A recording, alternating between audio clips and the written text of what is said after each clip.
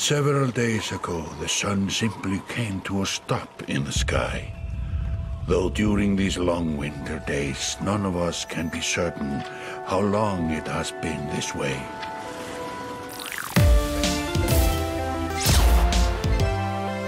Olá pessoas, bem-vindos ao Gameplay Art. Estamos finalmente voltando de férias, um ano sem uma segunda temporada. O meu convidado de hoje, Vitor Hermachuk. E aí pessoal, beleza? O Vitor já participou de vários outros episódios na primeira temporada. Se você não viu, vale a pena conferir, principalmente o episódio especial de Halloween que a gente fez, que foi jogando Alien Isolation. Agora eu acho que vai aparecer o bichão, hein? Abaixadinha. Não adianta ficar abaixo. Ai meu Deus. Ai, eu vou ficar Eu não embaixo da consegui jogar mesa. esse jogo. Ai, meu Deus, gente, tá mexendo Eu toda acho que coisa. ele vai te matar. Eu sou o Léo e hoje o Vitor trouxe pra nós um jogo... O jogo é Banner Saga. Banner The Saga. Banner Saga. Então aqui, essa parte do começo do jogo ela é bem voltada pra história, bem política. E ele começa a ensinar... Olha que interessante quando você mexe aqui, ó. Que legal. Ele vai fazendo esse paralaxe, né? No cenário. Ó, tem os carinhas andando aqui, ó. É bem simplesinho. Se você olhar, eles são bem simples, assim.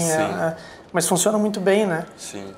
Dá uma sensação de que esse lugar tem vida mesmo, vivo. que as coisas estão acontecendo. Exatamente, é muito legal. Tem algumas partes animadas e tal. E, assim, é uma história política, basicamente. É um jogo em que o reinado deles estão passando por bastante dificuldade, né? Lá é como se fosse um Game of Thrones do inverno, é absurdo, assim. E daí você tem alguns elementos de fantasia, né? Você tem os gigantes, que fazem parte também da sociedade humana ali. E você, como um líder, você é líder de uma caravana. Você, na verdade... pula de um personagem para o outro durante a história e você é líder de mais de uma caravana. Assim. Então aqui a gente está numa tela de batalha, né? Então dá para ver que a tela de batalha é bem mais detalhada, bem mais... tem outro tipo de perspectiva, né, do que a tela da caminhada lá. Ele segue essa perspectiva isométrica. Isométrica de cima, assim. E esses personagens com cornos, eles são os gigantes? Esses que eles têm vários tipos de chifres diferentes, eles são gigantes.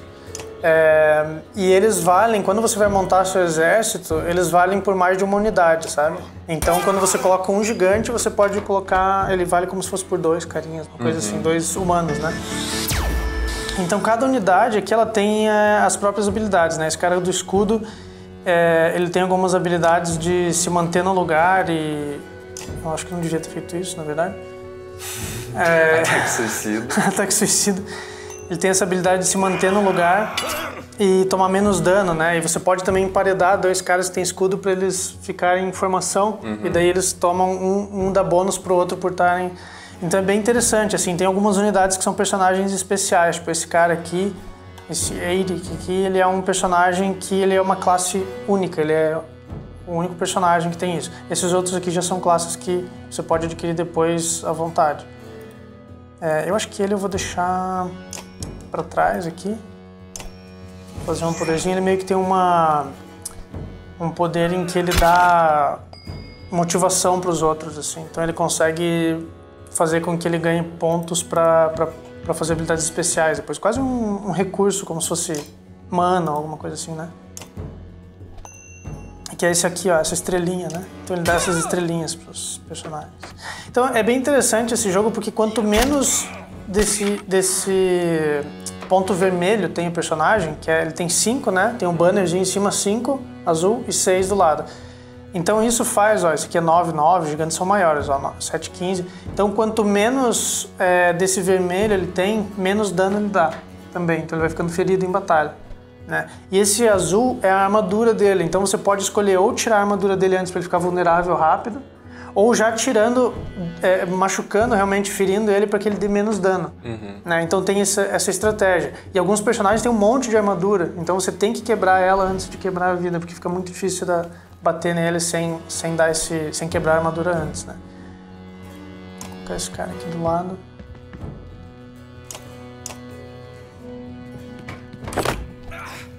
O que você acha que esse jogo, a estética dele, influencia no teu trabalho também? Meu trabalho, bom, eu gosto muito dessa leitura gráfica, sabe? Quando eu penso em cenário, isso tem um personagem, um artista que eu gosto muito chamado Eitan Zana, que não é esse estilo, né? O meu trabalho não é nesse estilo. Algumas coisas são mais próximas disso, mas mesmo assim a leitura gráfica você consegue... É uma coisa muito legal você tentar prestar atenção, pô, como que essa montanha forma, o shape, né? Aquela forma que ela tá fazendo, o contraste de uma forma com a outra, nessas sobreposições, eu acho isso muito legal. Isso é uma coisa que eu até já comentei, que tem a ver com a ideia de estilo, né? Que estilo basicamente são as coisas que você resolve absorver de cada referência que você tem. Então, sei lá, eu gosto disso aqui, não necessariamente vou fazer igual. Porque se eu fizer igual... Não, mas alguma coisa acaba influenciando. Alguma coisa influencia, né? Então, essa leitura que tem o jogo, com certeza influencia bastante. Vou dar mais poder pra esse cara aqui. Ele nem tinha como dar mais. Mas é um jogo bem massa, assim. Eu gosto muito. Com o tempo você vai pegando o jeito dessa batalha, você vai montando, comprando unidades pra você mesmo. Aqui eu tô com a unidade básica, né, que começa. Mas você vai montando... Opa, não queria fazer isso. Cancela. Você vai montando um exército próprio, assim, e vai pegando gosto pela batalha, assim, que ele vai... Você vai ficando com vontade de tentar outras estratégias, né? De tentar... Que eu acho que a maioria desses jogos que são por turno e são de estratégia, essa que é a graça, né? Você tentar de novo, usando uma outra estratégia, usando outro personagem. É bem interessante. Daí, aqui a gente ainda não tem, mas tem arqueiras, tem vários personagens bem únicos, assim. Nesse cara aqui você viu que ele atravessou os outros e fez um backstab, assim.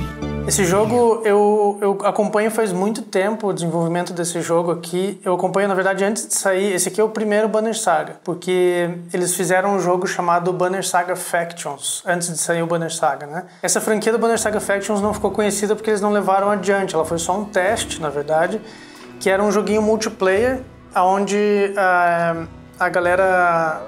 Tinha os dois, cada jogador montava seu exército ali, vamos dizer assim, né? Foi mais um teste de arte, um teste de batalha para balancear a batalha, balancear as unidades e tal. Eu tive a sorte de conseguir conversar com o diretor de arte do jogo uma época, porque eu fiz uma fanart lá, não tinha ninguém quase, a comunidade do jogo era menos de 100 pessoas, assim, que frequentavam o fórum, né?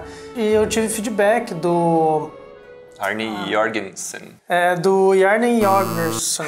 Arne Jorgensen. Então esse cara, ele é diretor de arte, ele trabalhou para outras franquias grandes já antes, né? Ele trabalhou para jogos maiores e, na verdade, ele e os outros desenvolvedores do jogo ali, eles saíram de estúdios maiores para fazer. Eu vi que eles já trabalharam para Sony, para BioWare, em vários títulos como Star Wars. Coisas grandes, assim. Então eles não começaram do nada, né? Eles já tinham uma boa base, uma boa experiência, assim. E foi bem massa, assim, na época eu tive um feedback, eu não lembro especificamente, assim, mas ele comentou sobre a minha arte e eu participei também de um processo que eu acabei não sendo selecionado na época, mas eu participei de um processo para contratação de concept art do jogo. Olha que legal. Porque eles mandaram, lá no fórum eles precisavam de mais artistas para fazer esses cenários ali bonitos, né? Daí o processo de seleção deles foi interessante, que eles mandavam um PSD, né, um arquivo do Photoshop, com um esboço já, que eu acho que era do próprio diretor de arte, eles mandavam já com esboço e você tinha que finalizar no estilo que eles já tinham mostrado, né? E deles colocavam as inspirações deles, que é o artista Eyvind Early, eu não sei se é assim que pronuncia. Eyvind Earl. Mas ele é um artista da Disney, na verdade eles inspiraram em vários artistas da Disney, né? Mas esse em específico, dá pra ver bem a influência no jogo, que esse cara fez os cenários, todos os ambientes do Bela Adormecida, né? Então aqueles cenários bem geométricos, assim, dá pra ver muito bem a influência quando a gente vê os cenários, eles são muito geométricos, gráficos, né? Bem gráfico, assim, muito bonito. E algumas coisas são muito parecidas, até as texturas que eles usam, assim, umas coisas ficam próximas e é muito bonito. E daí no jogo eles ainda usam aquele efeito de parallax, né? Então eles colocam um plano na frente do outro, assim, e isso faz com que a gente tenha essa ideia de profundidade. O jogo, ele praticamente você usa já o concept direto na tela, assim. É um jogo bem de estratégia. Eu joguei muito, joguei até mais do que a versão single player, né? eu joguei a versão que era de vários jogadores, que era aquela Banner Saga Faction. Então eu joguei muito essa batalha que era direto, assim, isso que era contra outros jogadores. Eu achei uma pena que eles não continuaram a versão multiplayer, né? Mas é muito legal, assim. E tem muita estratégia. Você pega jogos antigos que nem o Tactics Ogre. O Tactics Ogre é um jogo que eu sempre cito em todas as conversas. Em todas as conversas que eu tenho. Olha essas animações. As animações são muito boas. Quando a gente acabar essa batalha, vai ter uma animação, meio que uma cutscene, e foi feito rotoscopia. Rotoscopia, pra quem não sabe, você grava a cena com a câmera e depois Pessoas, isso é levado pra, no caso, para um computador e é desenhado por cima para o movimento ficar bem fluido. O É uma técnica que foi usada até pela pela própria Bela Disney. Adormecida, né? Que foi também inspirado. A Branca de Neve é todo rotoscopia, o movimento do vestido dela é tudo rotoscopia. Os personagens são realistas, né? Que nem a fada, ela é super realista, então ela é rotoscopia. Daí os personagens de cartoon é animação mais tradicional. Bom, a gente tá falando sobre um jogo indie que foi lançado no Kickstarter, certo? E geralmente os jogos indie eles focam bastante no gameplay, mas esse jogo ele também tem uma arte muito característica, né? Ele, em tempos de artes 3D super realista, ele é um jogo que vai na contramão. Ele vai pro 2D. Você tem alguma vantagem de se trabalhar com essa arte mais 2D dentro do jogo, gente? Então, eu acho que a arte deles ser chamar tanta atenção é justamente pelo fato deles conseguirem fazer com que a ideia original do artista ali, ela passe. Não tem um processo de tradução que a maioria dos jogos tem, né? Então você vai... muita gente, muitos jogadores até, né? Quem tá de fora vê, sei lá, o concept art de um cara, daí você vê passar pro jogo e fala, pô, mas o concept era estava muito mais legal, né? E tal. E isso acaba não acontecendo aqui, porque você não tem esse processo de tradução. Ele é direto o cenário que o cara fez tá lá, né? Eles colocam lá e tá rodando. Então não tem muito esse processo de tradução que acaba, às vezes, atrapalhando, porque é muitas pessoas passando em cima da mesma, né? Então é muito, muito legal que o jogo bidimensional, acho que isso acontecia também com Final Fantasy VII, por exemplo, que era um jogo ou o 9 também, que era um jogo em que os cenários eram pré-renderizados já. Então você não tinha movimento de câmera nem nada. Então o cenário era naquele ângulo de câmera para ser visto daquele jeito. O próprio Resident Evil, os primeirões lá também eram assim.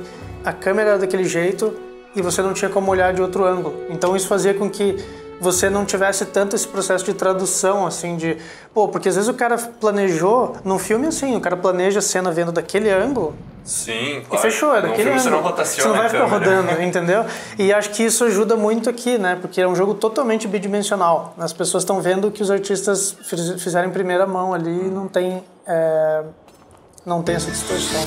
E se você tem alguma dúvida sobre como trabalhar com concepts também para jogos, o Vitor Hermanchuk é um cara que gosta disso, também entende disso. Deixa aí nos comentários. Não esquece de dar like no vídeo e compartilhar esse vídeo com os seus amigos. Não esquece também de ver os vídeos da temporada passada, que tem vários jogos legais que a gente analisou lá. E é isso, Vitor. Obrigado por você estar aqui, ter trazido esse jogo super legal pra gente analisar. Eu fiquei com bastante vontade de jogar ele. E a gente se vê no próximo episódio. Tchau, tchau. Falou, até!